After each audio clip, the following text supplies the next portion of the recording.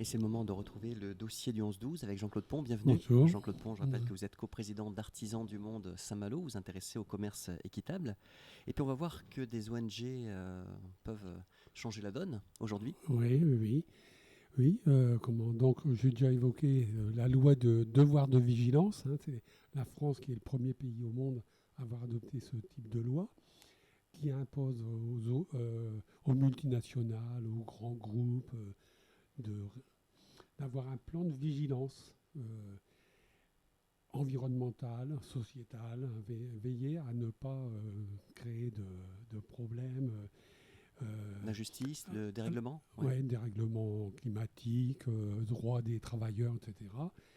Et elles doivent donc présenter un plan qui fait un recensement des risques et leurs mesures qu'elles mettent en place pour remédier à ça. Alors c'est en France, mais aussi dans tous les pays du monde, à travers leurs filiales, particulièrement dans les pays du Sud. Bon, jusqu'ici, il a fallu, cette loi elle a été votée, mais il fallait la mettre en route. Et donc, les sociétés avaient quelques temps pour élaborer ce projet, le mettre en place. Mais là, on est passé dans une phase active et des ONG attaquent des grosses sociétés, des multinationales, etc., pour justement ce sujet. Alors justement, vous allez Alors, nous montrer quelques combats qui sont menés actuellement par différentes multinationales dans différents pays et autour de différentes thématiques. Oui. Alors le premier, par exemple, j'étais surpris un peu, c'est le groupe Casino, des supermarchés Casino, qui sont attaqués.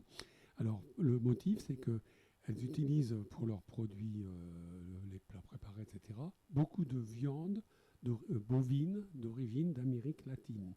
Et sont des autochtones, des indigènes, surtout au niveau de la forêt amazonienne, qui ont contacté des associations, des ONG en Amérique et en Europe, pour arriver à se grouper et attaquer Casino en justice, parce qu'elles jugent que c'est ce qui entraîne la déforestation de la forêt amazonienne, l'accaparement des terres. On brûle la forêt pour avoir des prairies pour élever les bovins, Ce etc. poumon de l'humanité. Le poumon de l'humanité. Donc, alors bon, moi je redis, il y a quand même, elles sont attaquées en justice. Ça ne veut pas dire pour l'instant qu'elles sont coupables, elles sont toujours présumées innocentes. Mais bon, ça met la pression, non seulement. Alors, je ne sais pas pourquoi le groupe Casino particulièrement a été attaqué là-dessus. Je pense que la plupart des chaînes de supermarchés sont dans le même cas. Mais ça va mettre la pression. De toute façon, même si elles ne sont pas condamnées, ça va mettre la pression sur la chaîne de l'agro-business, des supermarchés, etc. Donc, c'est intéressant. Le deuxième cas, c'est Suez, qui est attaqué au Chili. Ils ont une usine d'eau potable. Suez, c'est 43% de l'eau potable au Chili. Et il y a une fuite, ils ont eu une fuite de pétrole dans leur usine qui a pollué l'eau, etc. Donc il y a 140 000 personnes dans cette ville, dans cette région qui sont concernées. Et alors, au Chili, en plus, beaucoup d'habitants n'ont pas encore l'eau potable et tout ça. Donc il y a un peu ce problème de certains qui se font de l'argent sur la gestion de l'eau, et puis d'un autre côté, les gens qui n'ont pas accès à l'eau. Donc, pareil, Suez est attaqué par les habitants de ces Chiliens, avec la pluie d'ONG encore. Et le troisième, c'est Total.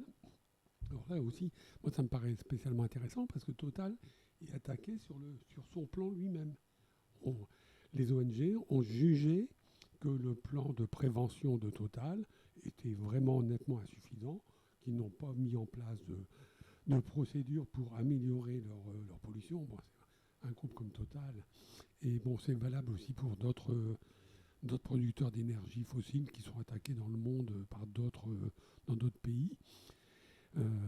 Ça va les obliger à mettre en place des mesures de prévention pour ne pas polluer d'une part, et puis ne pas porter tort aux citoyens dans les villes, les travailleurs, les consommateurs, etc.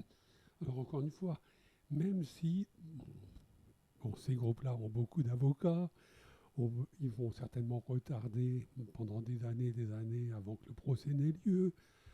Leurs troupes d'avocats seront certainement capables de trouver la faille pour éviter les condamnations. Mais ce qui est bien, c'est que ça va mettre la pression sur tous les groupes qui vont se dire maintenant, oui, on est susceptible d'être attaqué. Et si on est attaqué, de toute façon, à partir du moment où on est attaqué en justice, déjà, le cours des actions s'effondre du jour au lendemain. Il y a un impact en bourse alors, effectivement. Oui, les actions en bourse, dès qu'il y a un problème, on voit dans les 24 heures, 48 heures, tout de suite le chiffre.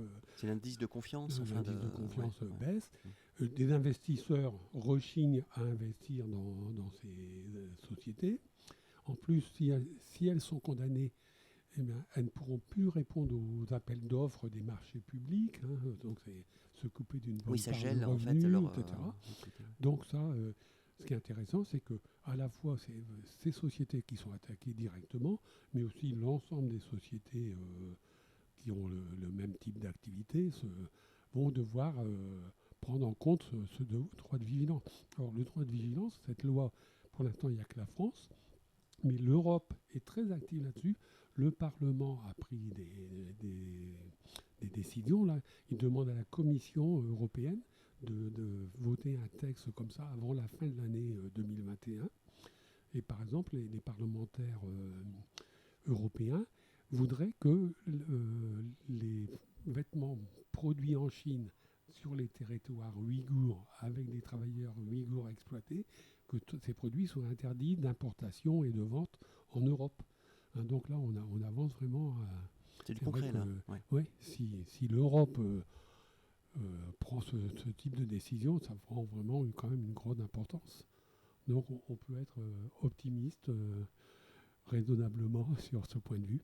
Merci beaucoup Jean-Claude pour cette retransmission d'informations. Si vous le voulez bien, nous vous retrouvons mardi prochain sur cette même fréquence. Belle semaine à vous. Merci. Au revoir Jean-Claude. Merci.